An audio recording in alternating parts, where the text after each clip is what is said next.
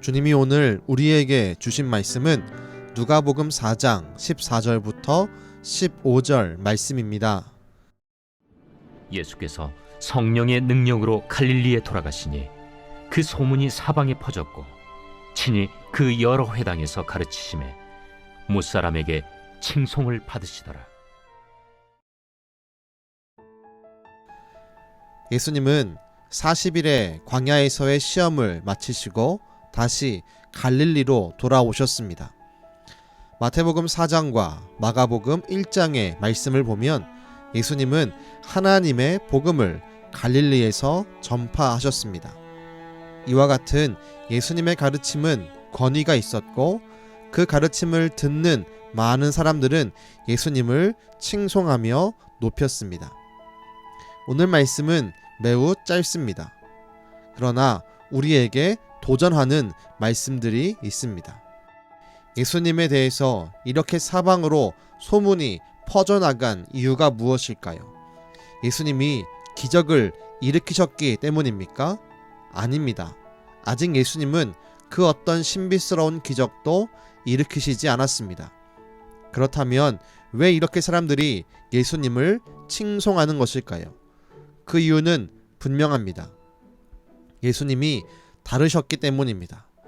예수님의 가르침은 당시 많은 바리새인들과 서기관들 그리고 제사장들의 가르침과는 달랐습니다.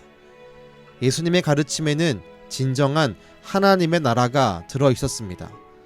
마태복음 4장과 마가복음 1장을 바라보면 예수님의 가르침의 주제는 하나입니다. 회개하라, 천국이 가까이 왔느니라. 예수님의 가르침에는 천국, 곧 하나님의 나라가 있었습니다. 이 말씀을 뒤집어서 생각하면 이렇게 말을 할 수도 있습니다.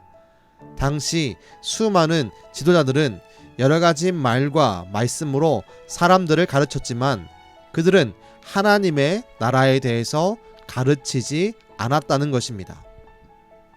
그런데 예수님이 오셔서 회개를 선포하고 하나님의 나라를 가르치자 사람들의 영혼이 반응한 것입니다. 우린 이 말씀을 마음에 붙들고 묵상하며 도전받아야 합니다. 우리는 예수님을 믿는 자들입니다. 그 뜻은 우리도 세상과는 다른 말을 하는 사람들이 되어야 한다는 것을 의미합니다. 우리의 입술에는 과연 어떤 말이 가득합니까? 우리의 입술에는 예수님이 하신 것처럼 하나님 나라에 대한 말이 가득합니까? 사람들의 영혼을 깨우는 말을 하고 사람들의 영혼을 반응하게 하는 생명의 말들이 내 입술을 통해 선포되고 있습니까? 아니면 세상이 하는 말을 그대로 답습하며 살아가고 있습니까? 오늘 말씀을 가슴에 품고 믿음으로 도전하며 하나님께 간구합시다. 하나님, 내가 예수님을 따라 사람들의 영혼을 반응하게 하는 하나님 나라에 대한 그 말을 전하게 하여 주옵소서. 그 말을 할 수 있는 믿음의 용기를 허락해 주시고 그 믿음의 선포가 헛되지 않도록 역사하여 주옵소서. 기도하겠습니다. 하나님, 예수님을 이 땅 가운데 보내셔서 하나님의 나라를 선포하게 하신 주님의 은혜에 감사합니다.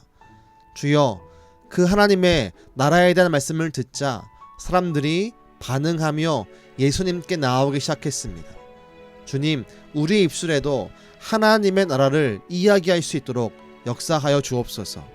우리 마음 가운데 믿음을 주시고 믿음의 용기를 더하사 우리가 믿음으로 하나님의 나라를 사람들에게 이야기할 수 있게 하시고 그때 내 말을 들은 다른 사람들의 영혼이 반응할 수 있는 은혜를 누리게 허락하여 주옵소서. 오늘도 동일하게 역사하시고 동일하게 하나님의 나라를 전파하시는 예수님의 이름으로 기도드렸습니다. 아멘.